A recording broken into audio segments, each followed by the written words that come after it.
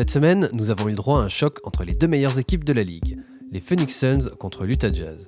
Et celle-là, fallait la sortir sans trembler du menton avant que la saison ne commence. Et on a été plutôt gâtés avec un match très serré qui s'est décidé dans les ultimes possessions. Donc restez bien jusqu'au bout de la vidéo pour voir quel type de système chaque équipe a mis en place dans les moments les plus décisifs. C'est Utah qui ouvrira les hostilités dès le début du match avec un pick and roll très espacé avec tous les joueurs en dehors de la ligne à 3 points.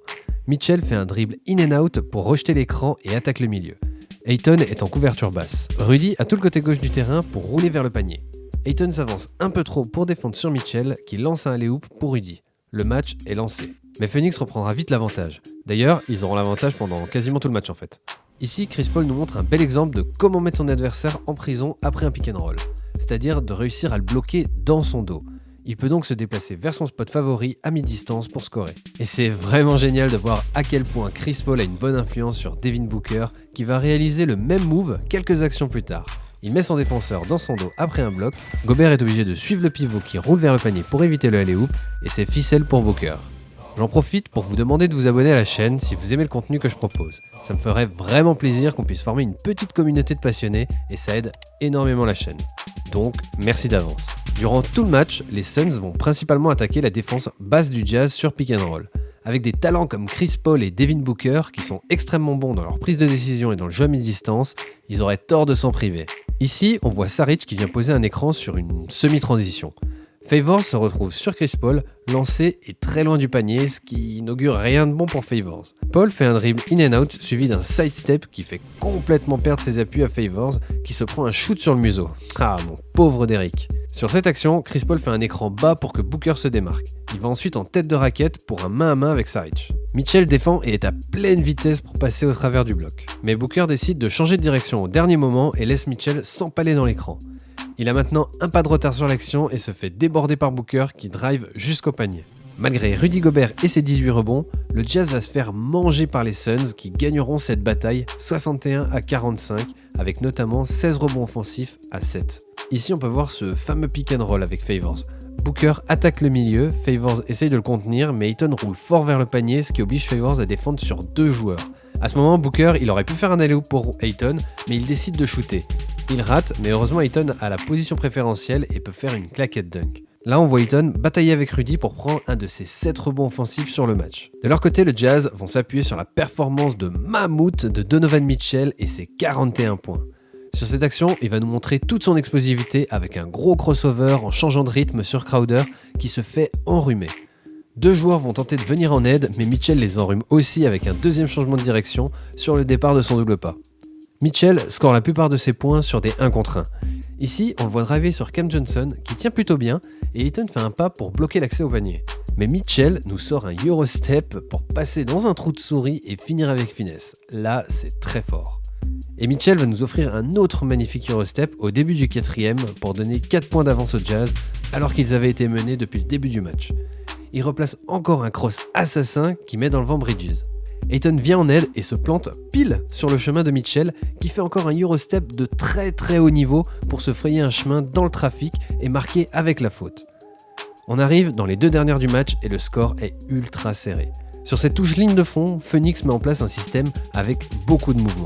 On a un bloc ici pour Booker et un bloc de l'autre côté pour Crowder, dont le défenseur est étonnamment loin.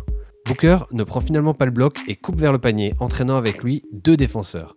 Crowder arrive lui pour prendre le bloc d'Ayton.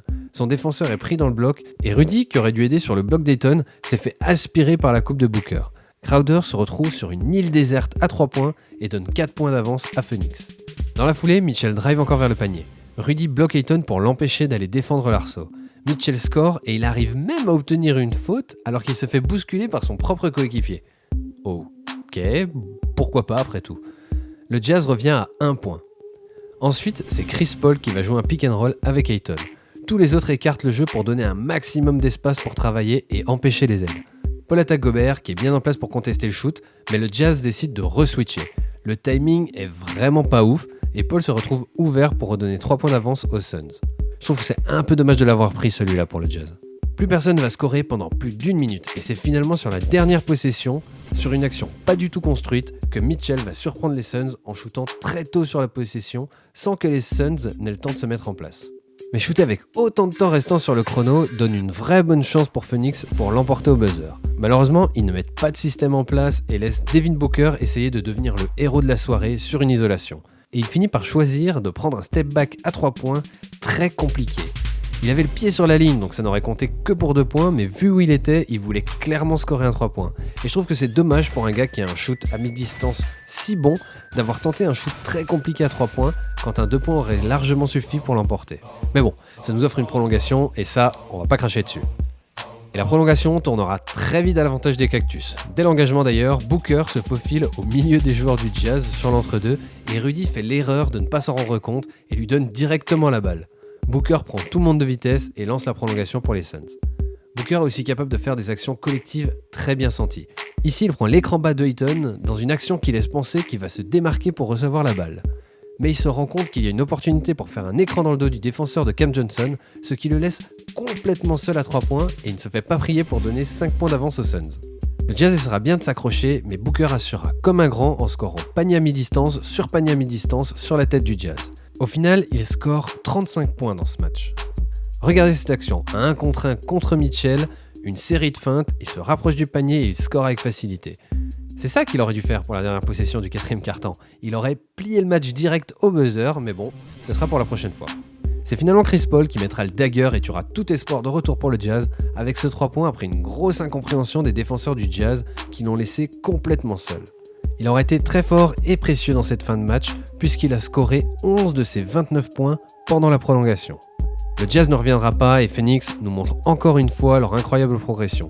Et j'ai vraiment hâte de voir jouer cette équipe en play-off car pour moi ils peuvent vraiment faire un beau parcours. Qu'est-ce que vous en pensez ?